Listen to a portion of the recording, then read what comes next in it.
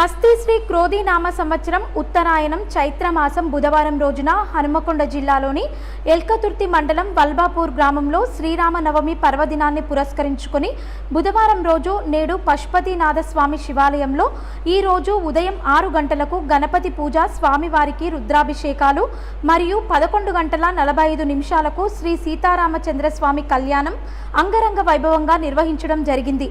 అనంతరం తీర్థప్రసాదాలు, అన్నప్రాసన కార్యక్రమం నిర్వహించారు. స్వామివారి కళ్యాణాన్ని వీక్షించడానికి భక్తులు, గ్రామ ప్రజలు అధిక సంఖ్యలో పాల్గొని స్వామివారికి మొక్కులు సమర్పించుకొని స్వామివారి కళ్యాణాన్ని వీక్షించడం జరిగింది.